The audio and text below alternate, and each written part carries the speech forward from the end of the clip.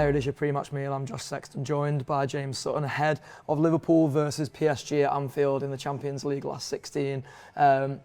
James, good week for the Reds in general, 15 points clear, atop of the Premier League, but it feels like a bit of Champions League focus this week after, well, an interesting one last week, it's fair to say, the first leg against PSG.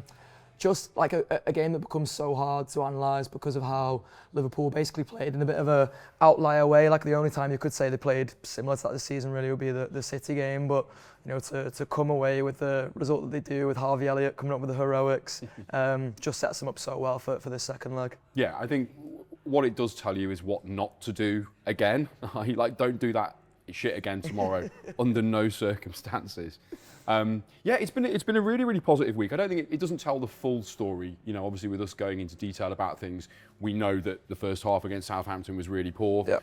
We know that the performance overall against PSG was really poor by our own standards, because that's the other thing as well, is that we've set the bar really high. So when we don't reach it, we're like, oh, this is shit. Actually, there were some positives defensively. You know, we're under the cosh the whole time and we come away with a clean sheet. Yep. That's amazing. This is going to be a very different challenge. This, for me, is the biggest game of the season so far. This is going to be the most difficult game this season so far, and I include Real Madrid in that as well. In fact, all the games. You know, first of all, I mean, you can put the one goal lead to one side almost.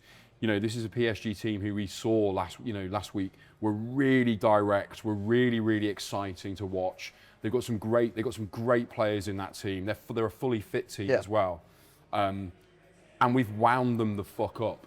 Like, they are furious. I mean, borderline arrogant now. They're so angry that they're like, well, obviously we're going to win at Anfield. Of course we are. We've seen what Liverpool can offer, which might play into our favour a little bit in as much as they think they've seen the best version of Liverpool or the only version of Liverpool. But we can sit here and go, actually, that's a really poor version of what this Liverpool team is capable of.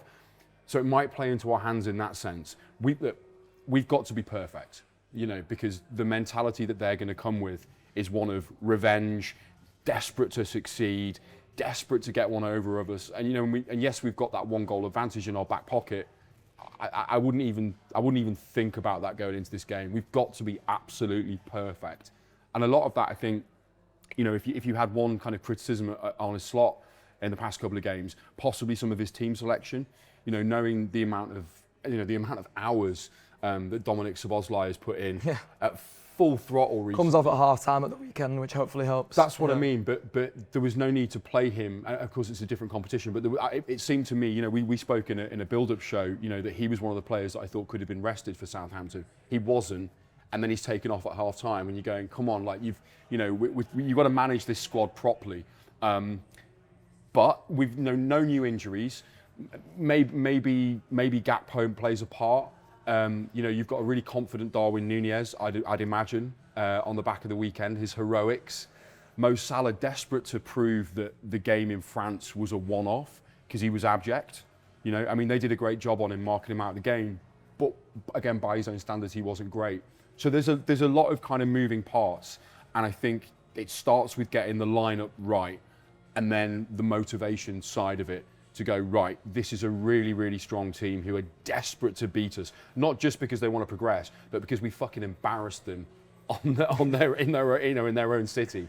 So all that kind of comes into play. And that's one of the things I think is interesting, because there's almost a couple of things that you've touched on there which relate to the same sort of, you know, I guess narrative that we as Liverpool fans have been trying to put out there about this Liverpool team, because there have been times this season where this Liverpool team have been disappointing. You know, that's happened in recent times when you think about the drop points at Everton and at Villa and things like that. You think about the first half against Wolves. You've come into a week again there where really we're all flying, because as you mentioned, that sort of smash and grab in Paris, even if the first half wasn't great against Southampton, you all come away from the weekend, especially after Arsenal dropped more points, you know, and you couldn't be more buoyant about Liverpool's position in the league now. So it feels like every time when there's been questions about this Liverpool side's performances this season, or even its, you know, ability to get results at times, which, you know, will forever perplex me, because there's never been a period in this season where we've not, you know, even if there's been a couple of draws, there's usually been a little win sprinkled in somewhere in between. It just does feel like this team are always able to respond to any question that anyone has thrown at them this season. So YouTube Press the button, become a member of the Anfield Wrap from the heart of the city of Liverpool. The best way to enjoy all your Liverpool-based videos, everything you need, every single day. It is the Anfield Wrap.